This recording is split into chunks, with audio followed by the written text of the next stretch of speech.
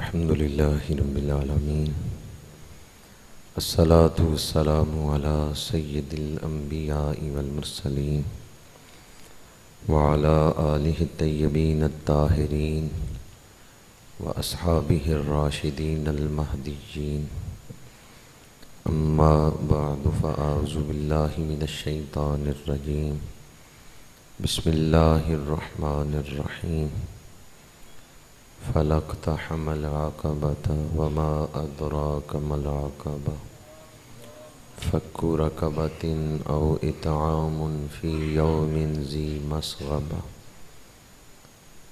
يتيما ذا مقربة أو مسكينا ذا متربة ثم كان من الذين آمنوا وتواصوا بالصبر وتواصوا بالمرحمة أولئك أصحاب الميمنة صدق الله مولانا العظيم إن الله وملائكته يصلون على النبي يا أيها الذين آمنوا صلوا عليه وسلموا تسليما الصلاة والسلام عليك يا رسول الله وعلى آلك وأصحابك يا حبيب الله الصلاة والسلام عليك يا رسول الله وعلى آلك وأصحابك يا حبيب الله.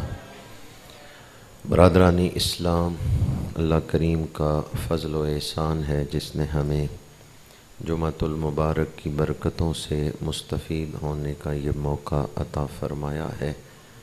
دعا ہے کہ خالق کائنات آج کے دن نازل ہونے والی رحمتیں ہم سب کو عطا فرمائے.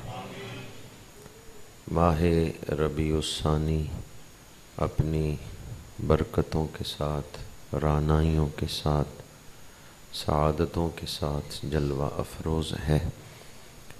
اس مہینے کو حضور شہنشاہ بغداد، تاجدار تصوف و طریقت، مسند نشین بزم ولایت، حجت الکاملین، سند العارفین، امام الصوفیاء، سید الاولیاء، غوث سمدانی، شہباز لامکانی، واقف اسرار حقانی، قندیل نورانی، حضرت سیدنا غوث اعظم شیخ عبدالقادر جیلانی قدس سرہ العزیز کے ساتھ نسبت ہے. اس مہینے میں آپ کی بڑی 11ویں شریف کا اہتمام کیا جاتا ہے، تو اس مناسبت سے چند گھڑیاں گفتگو کروں گا. اللہ تعالی حق گوئی کی توفیق عطا فرمائے. گزشتہ جمعۃ المبارک میں میں نے برکات وجود نبوی اس موضوع پر گفتگو کی تھی کہ اللہ تعالیٰ نے ہمارے آقا کریم صلی اللہ علیہ وآلہ وسلم کے وجود پاک کو سراپا برکت بنایا ہے. ولایت برکات نبوت میں سے ہے. ولی کے دامن میں جو کچھ ہوتا ہے وہ نبی کا ہی فیض ہے. نبی جتنی شان والا ہے، ولی اتنی ہی برکات کا اور شان کا مالک ہوگا. ہمارے آقا کریم صلی اللہ علیہ وآلہ وسلم نبیوں کے سردار ہیں. آپ کی امت امتوں کی سردار ہے، تو آپ کی امت کے اولیاء پہلی امتوں کے ولیوں سے افضل اور اعلیٰ ہیں. کسی امت میں حضور غوث اعظم جیسا ولی نہیں ہوا. حضور غوث اعظم اس شان کے ولی ہیں، اس مرتبے کے ولی ہیں. غوث اعظم درمیان اولیاء، چو محمد درمیان انبیاء. میں یہ نہیں کہتا کہ حضور غوث اعظم غوث ہیں، غوث تو ان کے دروازے پر سائل بن کے کھڑے ہیں. حضرت سلطان باہو رحمۃ اللہ تعالی علیہ خود بہت بڑے ولی ہیں، سلطان الفقراء ہیں، سلطان باہو ہیں۔ یہ سلطان غوث اعظم کے دروازے پہ بھکاری بن کے کھڑے ہیں اور فرماتے ہیں شہر بغداد دے ٹکڑے منگساں تے کرساں میراں، جو خود سلطان ہیں وہ یہاں ٹکڑے مانگ رہے ہیں۔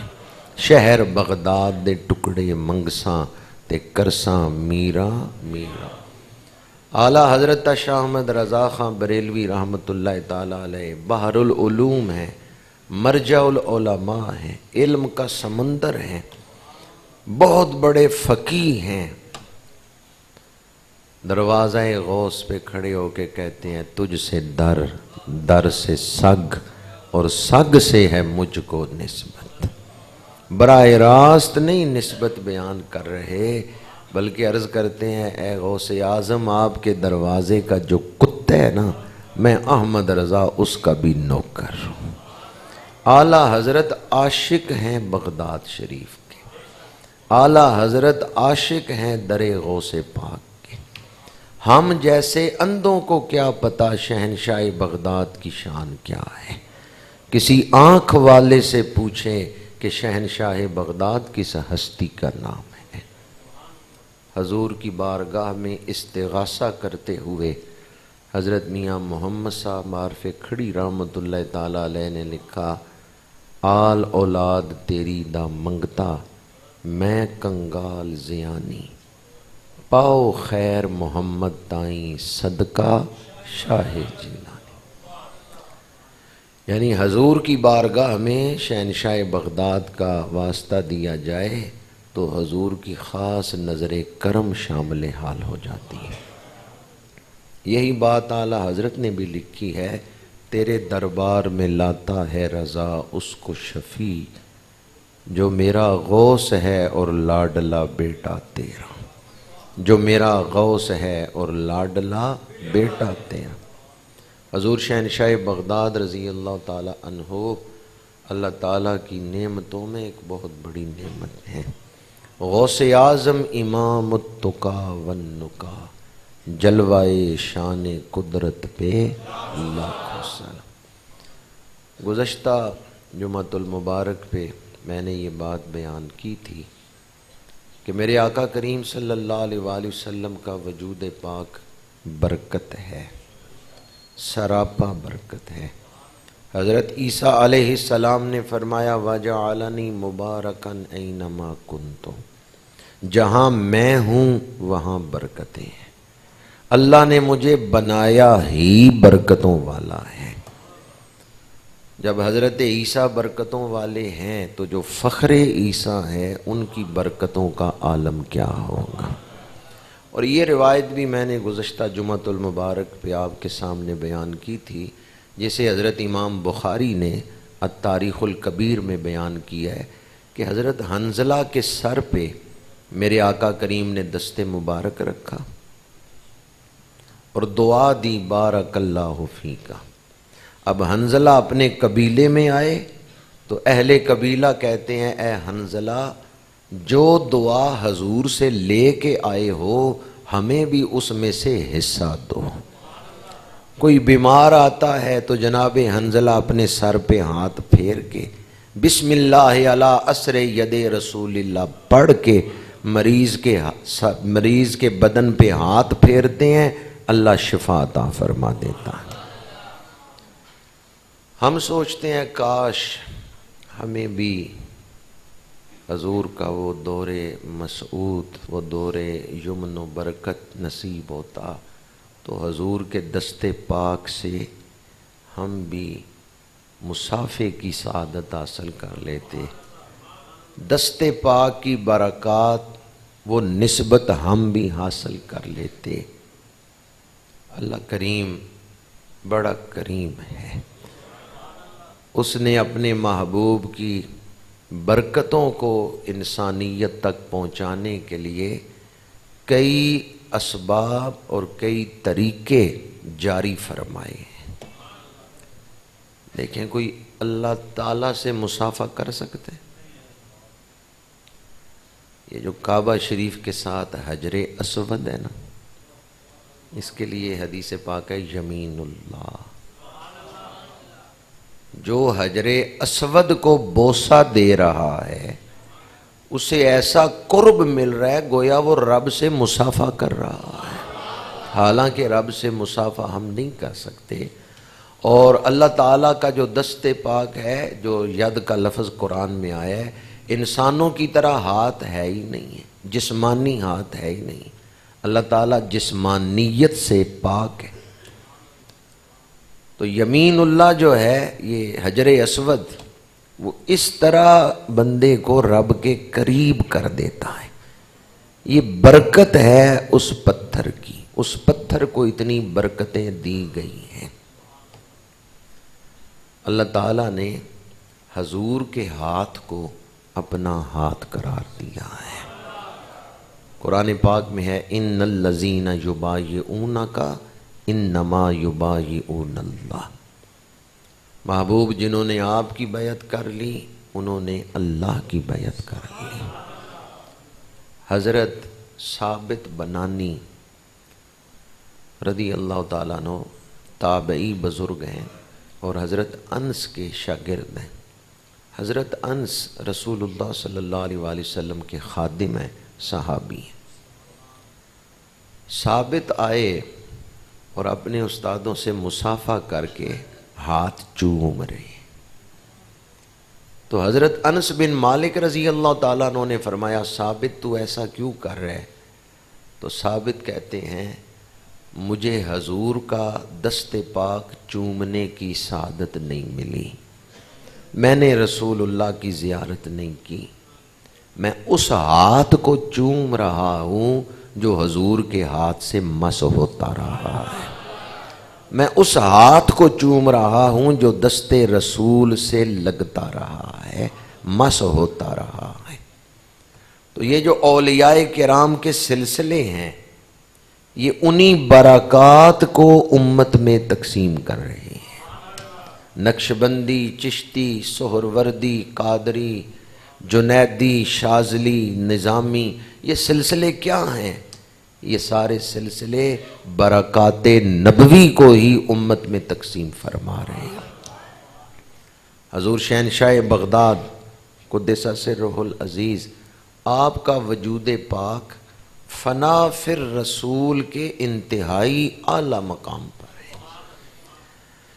آپ کی ولادت سے پہلے اولیاء کرام نے بشارتیں دی ہیں کہ بڑی شان والا ولی آ رہا ہے. حضرت جنید بغدادی رحمۃ اللہ تعالی علیہ بغداد کے مشہور ولی ہیں اور سید الطائفہ ہیں، بہت بڑے ولی ہیں.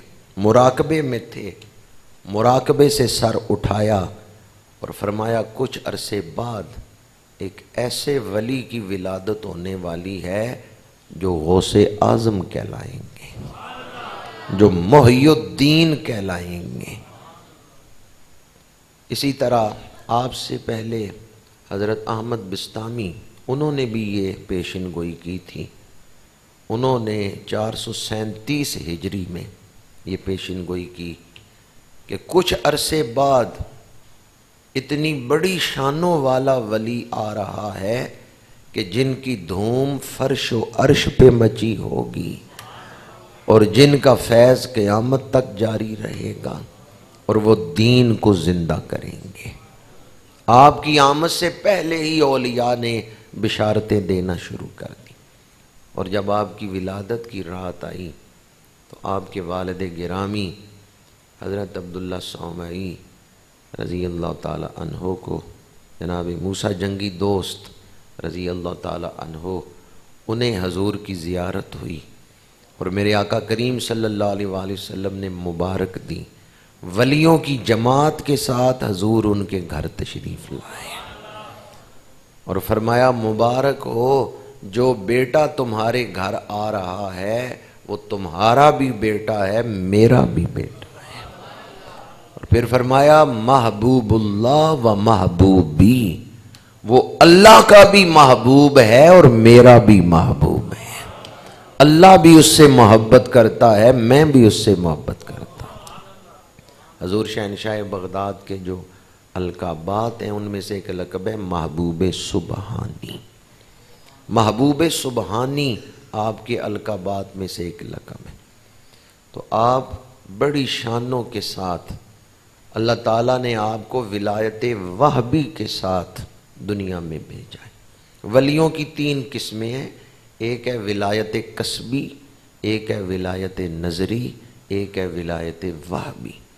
ولایت کسبی یہ ہے کہ بندہ گناہ گار ہے، اس نے توبہ کر لی، اس نے محنت کی، نمازیں پڑھی، روزے رکھے، تقوی اختیار کیا، گناہوں سے اپنے آپ کو بچایا، تقوی اختیار کیا، اب وہ اللہ کا ولی بن گیا۔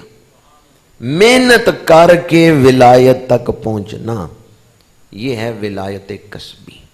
کسب کہتے ہیں محنت کو۔ کوئی عادی گناہ گار ولی نہیں ہو سکتا۔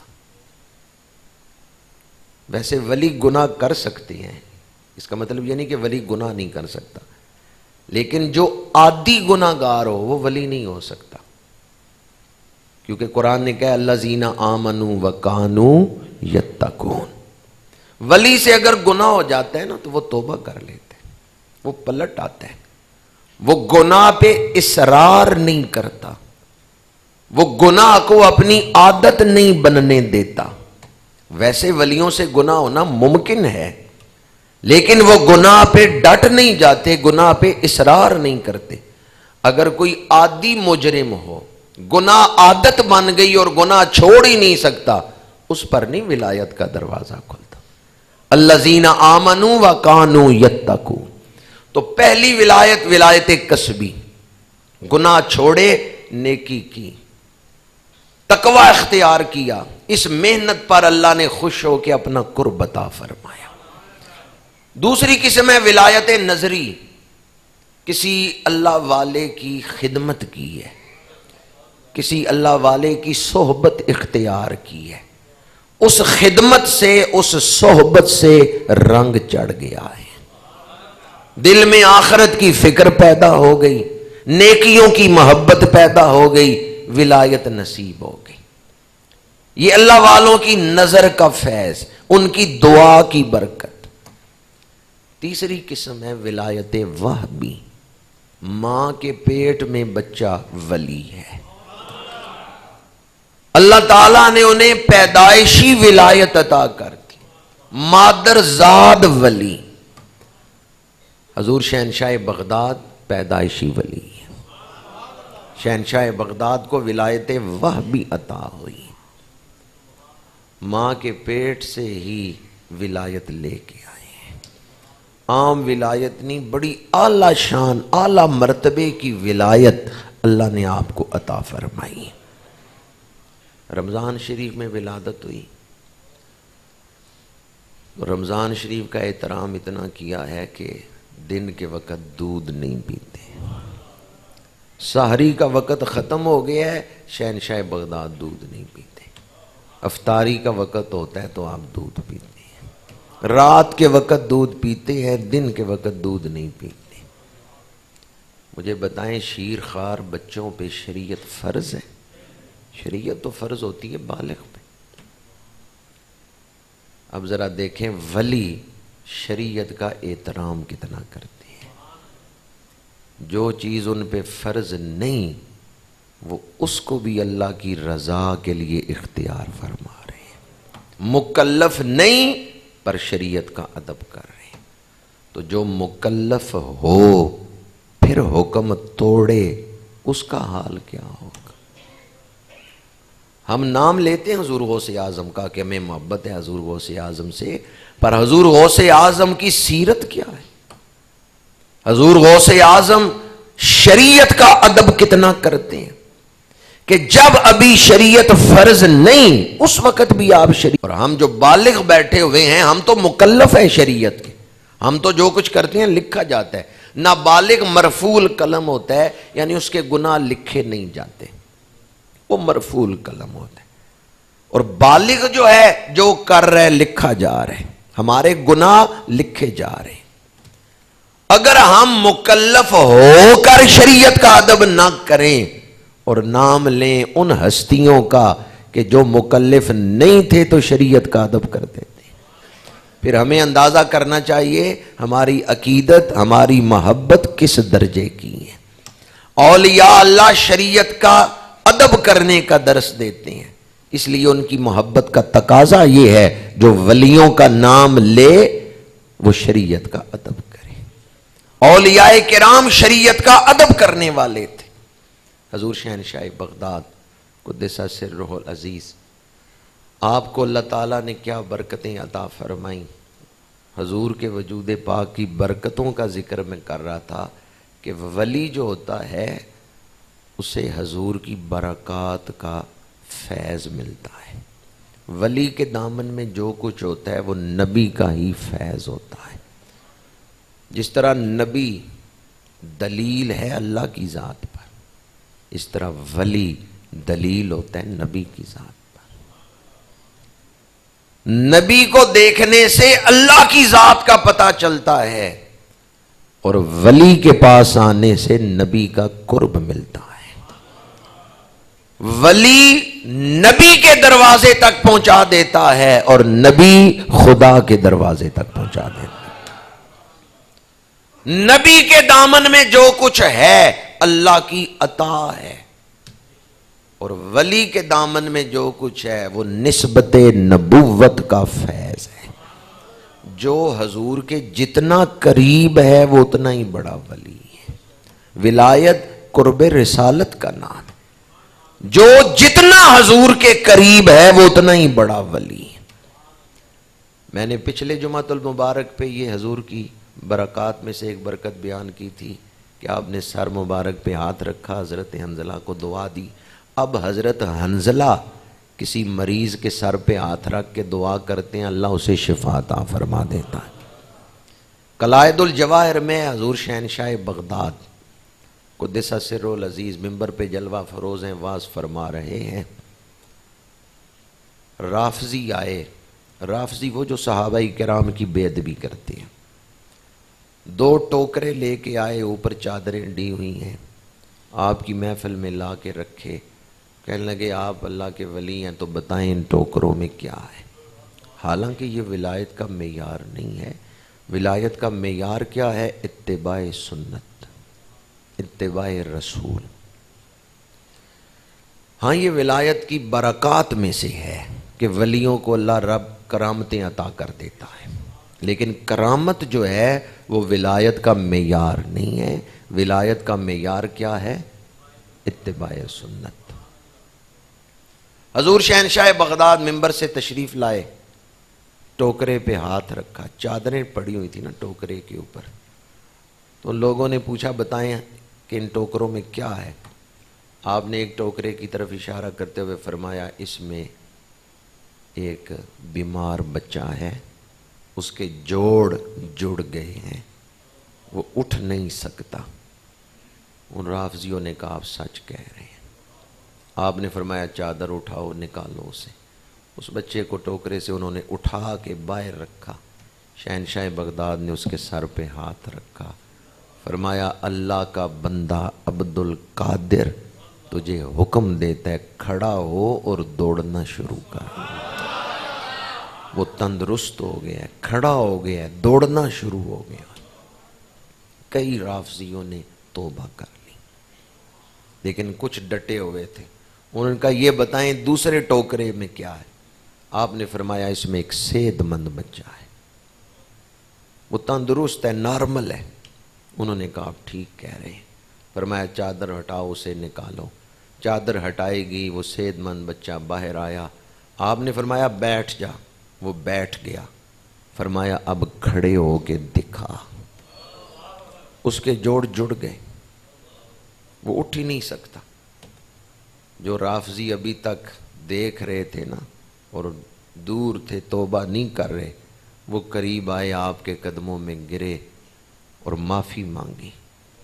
حضور شہنشاہ بغداد اس بچے کی طرف متوجہ ہوئے، فرمایا تجھے پریشان کرنا مقصود نہیں تھا، انہیں دکھانا مقصد تھا کہ اللہ نے اپنے بندے کو طاقت کتنی عطا فرمائی۔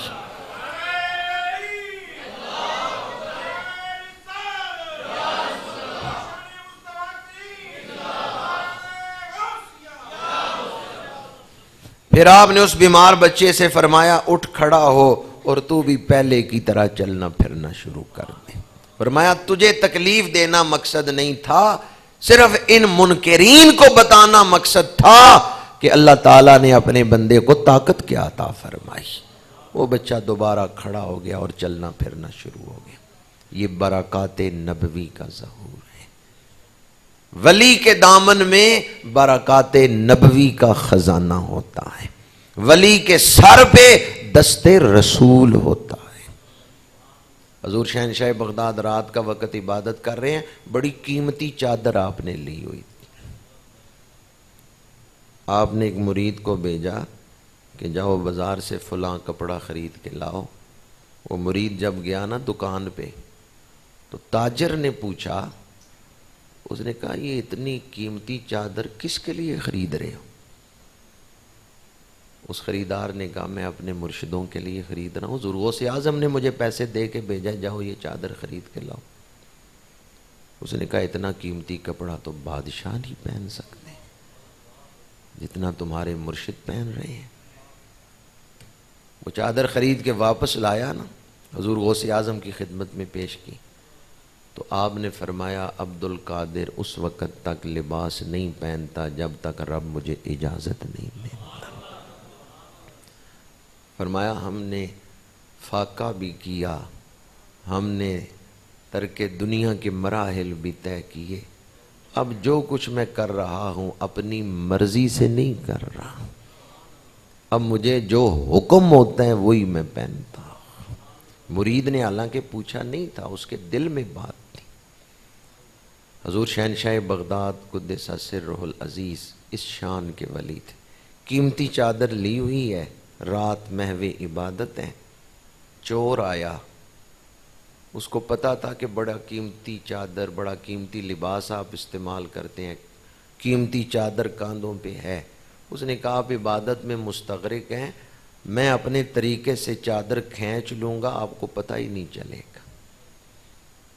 جب اس نے آپ کی چادر کو پکڑا نا تو آپ نے دعا کے لیے ہاتھ اٹھائے، یا اللہ ہے چور پر دامن تیرے بندے کا پکڑ لیا ہے، اب اس کا ہاتھ نہ دیکھنا، میرے دامن کی لاج رکھنا. ہے چور پر اس نے دامن تیرے بندے کا پکڑ لیا ہے، یا اللہ اس کا دل بدل دے. بس اس کے دل کی کیفیت بدل گئی. چوری کی نیت سے چادر پکڑی ہے پر دل میں توبہ کی کیفیت پیدا ہوگی، آخرت کی فکر پیدا ہوگی. حضور شہنشاہ بغداد دعا فرما رہے ہیں، ادھر چور رو رہا ہے. اس نے چادر کا دامن چھوڑ کے آگے بڑھ کے آپ سے معافی مانگی. آپ نے ہاتھ میں ہاتھ لیا، توبہ کروائی. آیا تھا تو چور ہے، گیا ہے تو اللہ کا ولی بن کے گیا ہے. کیفیت بدل گئی. یہی بات میں نے احادیث کی روشنی میں پچھلے جمعۃ المبارک پہ عرض کی تھی. میرے آقا کریم نگاہ فرمائیں تو کانٹے پھول بن جاتے ہیں، پتھر بولنے لگ جاتے ہیں، کھاری کنویں میٹھے ہو جاتے ہیں. حضور نگاہ فرمائیں تو کیفیتیں بدل جاتی ہیں. اللہ تعالیٰ نے یہ فیض حضور شہنشاہ بغداد کو عطا فرمایا. شہنشاہ بغداد توجہ فرماتے ہیں، کیفیتیں بدل جاتی ہیں، حالات بدل جاتے ہیں، کانٹے پھول بن جاتے ہیں. یہ برکات ولایت ہے. آپ کے ایک مرید نے بڑا ڈراؤنا خواب دیکھا. قلائد الجواہر میں یہ بات موجود ہے جو آپ کے حالات کی مستند ترین اور مشہور کتاب ہے. قلائد الجواہر میں آپ کے ایک مرید نے بڑا ڈراؤنا خواب دیکھا. رات خواب میں وہ کئی مرحلوں سے گزرا، قتل بھی ہوا، خواب میں قتل بھی ہو گیا. صبح جب آنکھ کھلی نا تو دوڑا دوڑا مرشدوں کے پاس، بغداد شریف کا ہی رہنے والا تھا، کہ چل کے میں آپ کو خواب سناؤں اور آپ سے پوچھوں کہ اس خواب کی تعبیر کیا ہے. جب آپ کی بارگاہ میں حاضر ہوا، ابھی اس نے اپنا خواب نہیں سنایا، فجر کی نماز سے فارغ ہو کے آپ کے سامنے بیٹھا ہوا ہے. تو آپ نے خود ہی فرمایا رات والے خواب سے پریشان نہ ہونا. میں نے لوح محفوظ پہ نظر ڈالی تو تیری تقدیر میں یہ لکھا ہوا تھا۔ میں نے 70 دفعہ رب کی بارگاہ میں دعا مانگی، یا اللہ جو کچھ اس کی زندگی میں ظاہر ہونا ہے وہ اسے خواب میں دکھا کے ٹال دے۔ اب وہ ظاہر نہیں ہوگا، وہ خواب میں ٹال دیا گیا ہے۔ حضور شہنشاہ بغداد نے دعا فرمائی اور فرمایا جو کچھ تیری زندگی میں ظاہراً حالات پیش آنے تھے میں نے دعا کی ہے، اللہ نے خواب میں ٹال دیے۔ خواب میں تجھے ان مراحل سے گزار کے اللہ تعالیٰ نے اس تقدیر کو پورا فرما دیا ہے۔ حضور شہنشاہ بغداد کی دعا کا مقام کیا ہے؟ اللہ تعالیٰ کی بارگاہ میں جو جتنے قرب والا ہے نا، اس کی دعا بھی اتنی ہی شان والی ہے۔ جس کا جتنا مقام ہے دعا کا بھی اتنا ہی اعلیٰ مقام ہے۔ حضور شہنشاہ بغداد قدس سرہ العزیز کے بارے میں صوفیاء کے ہاں یہ بات متفقہ ہے کہ جتنی کرامات آپ کی ظاہر ہوئی ہیں کسی ولی کی اتنی کرامات نہیں ظاہر ہو۔ حضور شہنشاہ بغداد مادرزاد ولی، حسنی حسینی سید، اس کے باوجود آپ نے علم حاصل کرنے کے لیے محنت کی ہے۔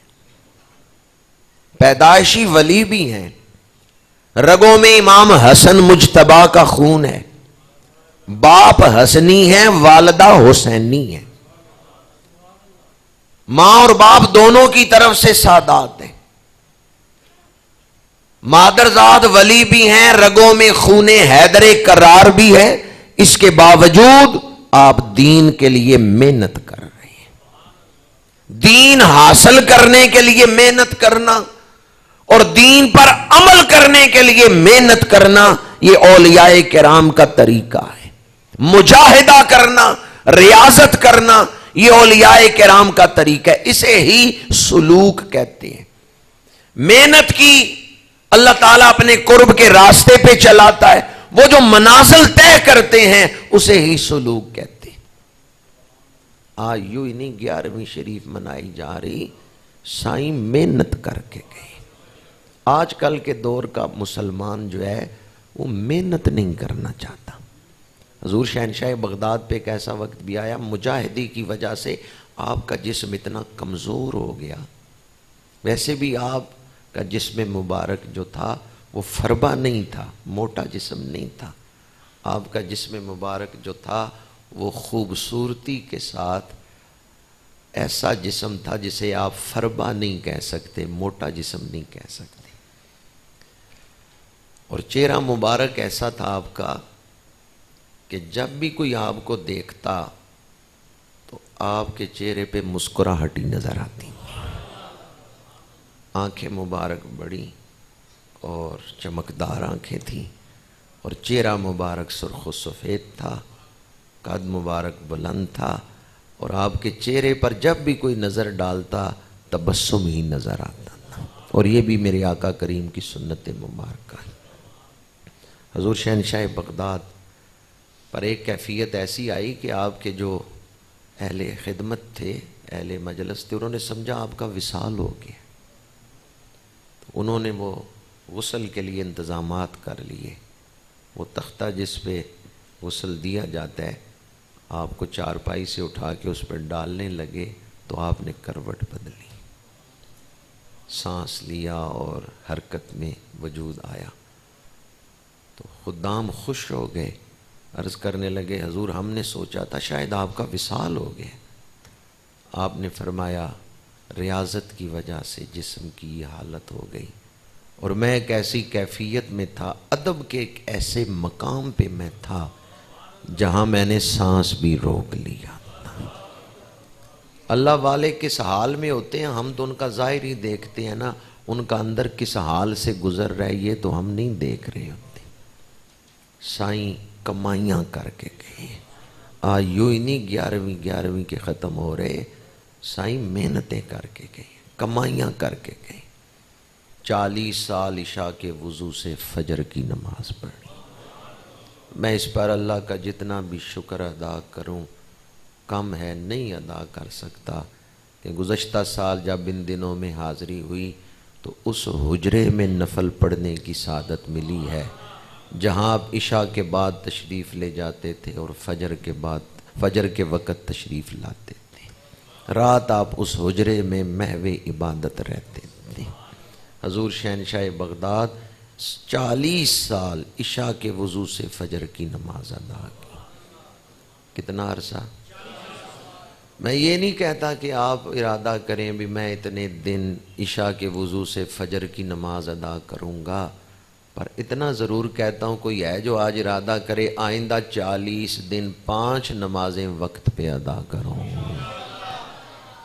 چند لوگوں نے انشاءاللہ کہا ہے، باقی ارادہ ہی نہیں کر رہے۔ وہ کہہ رہے ہیں مسجد ہے کہیں دوہرے گناہگار نہ ہو، ایک نماز چھوڑی، ایک مسجد کا وعدہ توڑا۔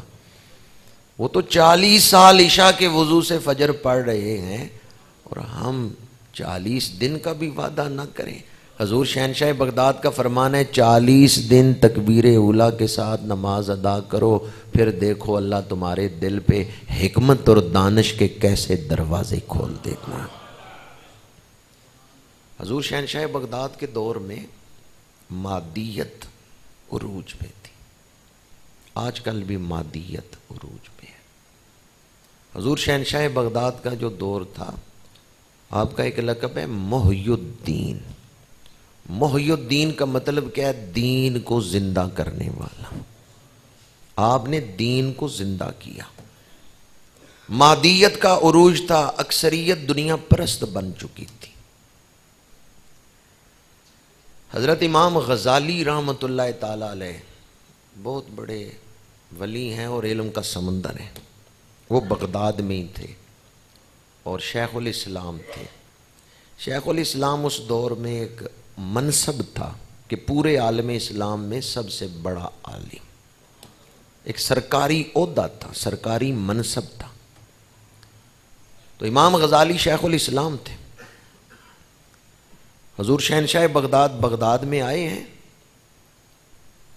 تو آپ کی موجودگی کی برکت سے امام غزالی کا دل دنیا کی محبت سے اچاٹ ہو گیا۔ بہت بڑا عہدہ چھوڑ دیا، جا کے معتکف ہو گئے ہیں۔ کتنا عرصہ گوشہ نشین رہے ہیں۔ یہ حضور شہنشاہ بغداد کی موجودگی کی برکات میں سے ہے۔ حضور شہنشاہ بغداد نے فکر آخرت پیدا کی، روحانیت کو فروغ دیا۔ ہر دور کا کوئی نہ کوئی فتنہ ہوتا ہے۔ کسی دور میں دنیا میں بت پرستی عام تھی، ہر طرف بت پرستی، کہیں سورج کی پوجا، کہیں چاند کی پرستش، کہیں ستاروں کی پرستش، کہیں آگ کی پرستش، بت پرستی عام تھی۔ آج وہ دور نہیں ہے۔ آج دنیا میں بت پرستی کا عروج نہیں ہے۔ تھوڑا سا علاقہ ہے آج بھی دنیا میں جہاں بت پرستی ہوتی ہے، ورنہ اکثر علاقے آج مادیت کا زور ہے، آج دنیا پرستی کا زور ہے۔ سائنس نے بڑی ترقی کی، کئی چیزیں ایجاد ہو گئی، پیسے کی ریل پیل ہو گئی۔ آج سے 100 سال پہلے لوگ جس طرح زندگی گزار رہے تھے، موجودہ دور کی زندگی اور 100 سال کی زندگی میں تھوڑا فرق نہیں، بہت فرق ہے۔ 100 سال پہلے کا انسان موجودہ دور میں آ جائے تو وہ حیران ہوگا کہ ان لوگوں کو کتنی سہولتیں حاصل ہیں۔ پاکستان بننے سے پہلے ہر شخص کے پاس سائیکل بھی نہیں تھا، اور آج تو آپ سڑک پہ نکلیں تو گاڑیوں کا رش نہیں ختم ہوتا۔ پاکستان بننے سے پہلے شہر میں بھی 4 گاڑیاں ہیں، پورے شہر میں 5 بندے ہیں جن کے پاس کار ہے۔ یہ پاکستان بننے سے پہلے کا دور ہے، لیکن آج کل ہر گھر میں گاڑی ہے، 2 گاڑیاں کھڑی۔ 100 سال پہلے جو زندگی کا معیار تھا آج وہ بہت بدل گیا ہے۔ آپ کہیں گے بڑی ترقی کی ہے دنیا نے، سائنس نے بڑی ترقی کی ہے۔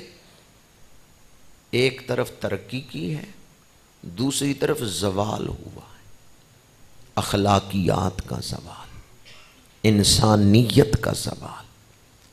بڑی ترقی کر کے آج کا انسان اندر سے کھوکھلا ہے۔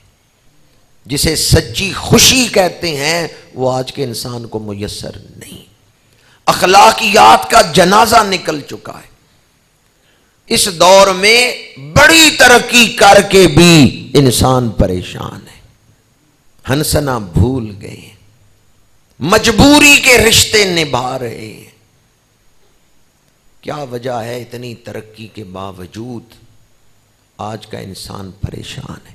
بلکہ اس وقت تو حالات یہ ہیں، لوگ ڈر رہے ہیں پتہ نہیں آئندہ کیا بننے والا ہے۔ رات سوئے تھے تو پٹرول 137 پہ تھا، صبح اٹھے ہیں تو 145 پہ ہو گیا ہے۔ پتہ نہیں کتنا عرصہ سوئے رہے ہیں ہم، ایک رات ہی سوئے ہیں یا زیادہ عرصہ سوئے رہے ہیں؟ یہ جو قیمت بڑی ہے اسے تو لگتا ہے پتہ نہیں اصحاب کہف کی طرح ہم کوئی لمبا ہی عرصہ سوئے رہے ہیں۔ سوئے تھے تو قیمتیں اور تھیں، جاگے تو قیمتیں اور ہیں۔ اور اس وقت تو ہمیں ایک خطرہ ہے، پریشانی ہے، پرآشوب حالات ہیں کہ کہیں ایسا نہ ہو آخر میں آ کے وہ یہ کہ سوری مجھے تو پتہ نہیں تھا ملک کیسے چلایا جاتا ہے، تو آپ خود سنبھال لو۔ ایسا بھی ہو سکتا ہے کہ آخر میں وہ آ کے تقریر کے تو ماہر ہیں، تو آخر میں آ کے یہی کہے کہ بھئی سوری مجھے نہیں پتا تھا کہ ملک کیسے چلتا ہے۔ اس وقت یہ حالات ہیں، پریشان ہیں لوگ، پتہ نہیں آگے بننے کیا بننے والا ہے، کیا ہونے والا ہے۔ ہم صرف یہ باتیں کرتے ہیں کہ پریشانیاں ہیں، پریشانیاں ہیں، پریشانیاں ہیں۔ کبھی یہ بھی سوچا ہے پریشانیاں حل کیسے ہو سکتی؟ اور پھر حل بیان کرتے ہوئے بھی لوگ اپنے ذہن سے بیان کرتے ہیں، اپنے ذہن سے، اپنے تجربے سے، اپنی فکر سے۔ یہ کام کر لو حالات سنور جائیں گے، یہ کام کر لو حالات سنور جائیں گے۔ اپنے ذہن سے فیصلے ہم کرتے رہے، نتیجہ پھر بھی صفر نکلا۔ آئیں قرآن سے پوچھتے ہیں مشکلات کی گھاٹی کو پار کیسے کیا جاتا ہے؟ اگر حالات معاملات میں توازن ہو، اسلام کا حسن توازن ہے۔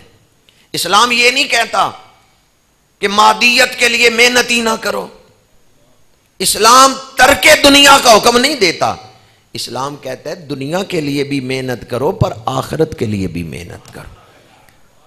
ٹھیک ہے مادیت کی جو حیثیت ہے اس کے مطابق اہمیت دو، پر روحانیت کو چھوڑ کے مادیت کے پیچھے نہ دوڑو۔ آپ نماز پڑھتے ہیں، بایاں ہاتھ نیچے، دایاں ہاتھ، اور دائیں ہاتھ سے بائیں ہاتھ کو قابو کر کے رکھتے ہیں۔ یہ جو 2 انگلیاں، چھوٹی انگلی اور انگوٹھا، اس کو گولائی میں رکھتے ہیں، باقی 3 انگلیاں کلائی کے اوپر رکھتے ہیں۔ اس طرح دائیں ہاتھ سے بائیں ہاتھ کو قابو میں کر کے رکھتے ہیں۔ اوپر کون سا ہاتھ رکھتے ہیں؟ نیچے۔ بہت سارے کام ایسے ہیں جو ہم دائیں ہاتھ سے نہیں کرتے، بایاں ہاتھ استعمال کرتے ہیں۔ تو بایاں ہاتھ مادیت، بایاں ہاتھ دنیا داری کی نمائندگی کر رہا ہے، اور دایاں ہاتھ روحانیت کی نمائندگی کر رہا ہے۔ دایاں ہاتھ فکر آخرت کی نمائندگی کر رہا ہے۔ دائیں ہاتھ سے بائیں ہاتھ کو قابو میں کر کے رکھیں، یہ انداز ہے رب کی بارگاہ میں کھڑے ہونے کا۔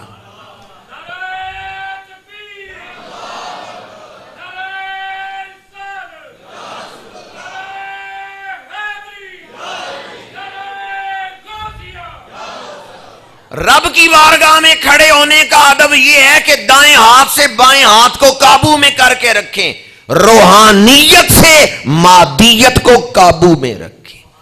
نفی نہیں ہے مادیت کی کہ چھوڑ ہی دو، نہیں، روحانیت اتنی اعلیٰ ہو کہ مادیت تمہیں گمراہ نہ کر سکے، روحانیت اتنی پختہ ہو کہ مادیت تمہیں بہکا نہ سکے، گمراہ نہ کر سکے، گناہوں کی طرف نہ لے کے جا سکے۔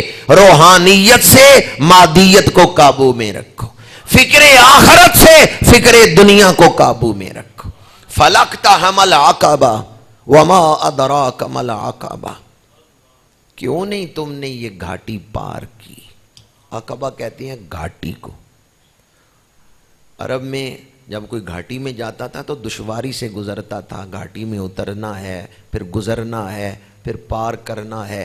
بسا اوقات اترتے ہوئے یا تنگ پتھروں کے اندر سنگلاخوں سے گزرنا پڑتا تھا، گھاٹی پار کرتے ہوئے بندہ تھک جاتا تھا. قرآن کہتے ہیں فَلَقْتَحَمَ الْعَقَبَةَ وَمَا أَدْرَاكَ مَا الْعَقَبَةُ. ایک تفسیری قول یہ ہے کہ گناہ کر کے تم جن گھاٹیوں میں پریشان پھر رہے ہو ان سے نکلنا چاہتے ہو، فَكُّ رَقَبَةٍ او اطعام فی یوم ذی مسغبہ یتیما ذا مقربہ او مسکینا ذا متربہ ثم کان من الذین آمنوا وتواصوا بالصبر وتواصوا بالمرحمہ. قرآن کہتے ہیں یہ کام تم کر لو اللہ تمہیں اس گھاٹی سے نکال دے گا. اب یہ کام کون سے ہیں؟ فَكُّ رَقَبَةٍ، کسی قیدی کی گردن چھوڑا دو، کسی غلام کو آزاد کروا دو. او اطعام فی یوم ذی مسغبہ، بھوک والے دن کسی بھوکے کو کھانا کھلا دو، کسی کی بھوک مٹاؤ، کھانا کھلاؤ. یتیماً ذا مقربہ، کوئی قرابت دار یتیم ہے اس کے حقوق کا خیال رکھو، یتیم کے سر پہ ہاتھ رکھو. او مسکیناً ذا متربہ، خاک نشین غریب جو مٹی پہ بیٹھنے والا ہے، خاک نشین غریب، اس کو کھانا کھلا دو. ثم کان من الذین آمنوا، وہ لوگ جو ایمان لائے، وتواصوا بالصبر، ایک دوسرے کو صبر کی تلقین کرتے ہیں، وتواصوا بالمرحمہ، ایک دوسرے کو رحم دلی کی تلقین کرتے ہیں. نرمی سے کام لو، نرمی سے کام لو. جو یہ مشورے دیتے ہیں نرمی سے کام لو، اولئک اصحاب المیمنہ. قرآن کہتا ہے قیامت کے دن انہیں دائیں ہاتھ میں نامہ اعمال دیا جائے گا. مشکلات اور گناہوں کی گھاٹیوں سے اللہ انہیں نکال لے گا. قرآن نے جو طریقہ بتایا اس میں یہ ہے روحانی اقدار کو فروغ دو. پیسہ بچانا اکٹھا کرنا ضروری ہے، لیکن اگر پیسہ جوڑنے میں روحانی اقدار، اندر سے روحانیت ختم ہو رہی ہو تو پھر پیسہ خرچ کرو. مسکین کو کھانا کھلاؤ، یتیم کے سر پہ ہاتھ رکھو. ثم کان من الذین آمنوا، وہ لوگ جو ایمان لائے، وتواصوا بالصبر، مشکلات میں صبر کرتے ہیں. کیا کرتے ہیں؟ وتواصوا بالمرحمہ، اور ایک دوسرے کو نرمی کا مشورہ دیتے ہیں. میاں بیوی کی لڑائی ہو، آپ نے کسی ایک کو دبا کے رکھو، نرمی نہ کرنا، نہیں تو ساری عمر غلام بن کے گزارو. یہ مشورہ دیں. قرآن کہتا ہے وَتَوَاصَوْا بِالْمَرْحَمَةِ، جو مہربانیوں کا مشورہ دیتی ہیں، مہربانی کرو، نرمی کرو، تحمل سے کام لو. باپ بیٹے کی لڑائی ہو، نرمی کا مشورہ دیں. میاں بیوی کی لڑائی ہو، نرمی کا مشورہ دیں. بھائیوں کی لڑائی ہو، نرمی کا مشورہ دیں. ہاں ایک مقام آتا ہے جہاں سختی کا مشورہ بھی دیا جاتا ہے، لیکن وہ تو آخری مقام ہے، وہ تو سزا کا مقام ہے نا. جب مجرم اس کے لائق ہو کہ سزا دی جائے وہاں سختی کا مشورہ. لیکن ہمارے ہاں جہاں نرمی کا مشورہ دینا چاہیے وہاں بھی ہم سختی کا مشورہ دیتے ہیں. اس وجہ سے نوست ہے، اس وجہ سے بے برکتی ہے. ہر شخص ہی انا کا پیکر، تکبر کا پیکر بنا ہوا ہے. قرآن کہتا ہے وَتَوَاصَوْا بِالْمَرْحَمَةِ، وہ جو ایک دوسرے کو مہربانیوں کے مشورے دیتے ہیں، اولئک اصحاب المیمنہ، قیامت کے دن انہیں دائیں ہاتھ میں نامہ اعمال دیا جائے گا. اور جنہیں دائیں ہاتھ میں نامہ اعمال مل گیا وہ پکے جنتی ہیں. جو دائیں ہاتھ والے ہیں وہ پکے جنتی ہیں. حضور شہنشاہ بغداد فرماتے ہیں تیرا سودا جس نے چیک کرنا ہے وہ بڑا باریک بین ہے. انہو علیم بذات الصدور، وہ دلوں کے راز جاننے والا ہے. آخری بات کر رہا ہوں. حضور شہنشاہ بغداد کے دور میں مادیت کا عروج تھا، آپ نے روحانی اقدار کو فروغ دیا، دین کو زندہ کر دیا. آج بھی ہمیں روحانی اقدار کو زندہ کرنے کی ضرورت ہے. اولیاء کرام کی تعلیمات کو اپنانے کی ضرورت ہے. دنیا میں ہمیشہ نہیں رہنا. جن چیزوں کے لیے ہم پریشان ہیں ان چیزوں نے بھی ہمیشہ نہیں رہنا. مٹی نے مٹی ہو جانا ہے. ہاں آپ کی سوچ، آپ کی نیت، آپ کے اعمال وہ آپ کے ساتھ ہی جائیں گے۔ روحانیت روح میں رہے گی، تو اس لیے روحانیت کی دولت اکٹھی کریں، معاشرے میں روحانی اقدار کو فروغ دیں۔ جب آپ روحانی اقدار کو فروغ دیں گے برکتیں نازل ہوں گی، پھر اس مشکل گھاٹی سے ہم گزر جائیں گے۔ بارش کا پہلا قطرہ تو کسی کو بننا ہی ہے۔ دیکھا دیکھی ہم کہتے ہیں فلاں اتنا دنیا دار ہے تو میں کیوں پیچھے ہوں، دیکھا دیکھی تو پھر ہم زیادہ ایک دوسرے سے دنیا داری میں ہی آگے بڑھیں گے۔ کسی کو روحانی اقدار کے فروغ کے لیے بارش کا پہلا قطرہ تو بن نہیں ہو۔ دوسروں کو چھوڑیں، اس نے اپنی قبر میں جانا ہے، ہم نے اپنی قبر میں جانا ہے۔ اور ہر ایک کی دولت دیکھ کے یہ نہ سمجھیں یہ دولت مند سکھی بھی ہے۔ قرآن کہتا ہے ہم نے کافروں کو دولت دی ہے پر عذاب کے لیے دی ہے، عذاب کے لیے دی ہے۔ بسا اوقات دولت بطور عذاب بھی کسی کو دی جاتی ہے۔ اس لیے اقبال نے کیا خوب لکھا ہے، اقبال کا حوالہ اس لیے ذہن میں آ گیا کہ اقبال کا بھی یہ مہینہ ہے، 9 نومبر کو علامہ اقبال کا بھی وصال ہوا ہے۔ اقبال کہتے ہیں خودی نہ بیچ فقیری میں نام پیدا کر، میرا طریق امیری نہیں فقیری ہے، خودی نہ بیچ غریبی میں نام پیدا کر، نیا زمانہ نئے صبح و شام پیدا کر، دیار عشق میں اپنا مقام پیدا کر، نیا زمانہ نئے صبح و شام پیدا کر۔ انہی الفاظ پہ گفتگو کو سمیٹتا ہوں۔ حضور شہنشاہ بغداد قدس سرہ العزیز کے وصال پاک کا وقت آیا تو آپ نے فرمایا، اسرائیل جب حاضر ہوئے نا تو آپ نے فرمایا وعلیکم السلام۔ اہل مجلس سمجھ گئے کہ کوئی آیا ہے۔ پھر آپ نے مخاطب ہو کے فرمایا تو ہمیں مار سکتا ہے، تو ہمیں مار سکتا ہے، تجھے تو یہ بھی نہیں پتا ہم رہتے کس جہان میں۔ حضرت پیر بلے شاہ قصوری رحمۃ اللہ تعالیٰ علیہ نے اسی کی ترجمانی کرتے ہوئے لکھا ہے، بلے شاہ اسی مرنا نہیں گور پیا کوئی اور۔ آپ نے فرمایا تمہیں تو یہ بھی نہیں پتا ہم رہتے کس جہان میں ہیں، ہاں تم ایک ڈیوٹی دیتے ہو کہ روح کو جسم سے جدا کرتے ہو۔ اللہ تعالی حضور شہنشاہ بغداد کے وصال پاک کا صدقہ ہم سب کو ایمان پر خاتمہ نصیب فرمائے، آخرت میں آپ کا قرب عطا فرمائے۔ وآخر دعوانا ان الحمد للہ رب العالمین۔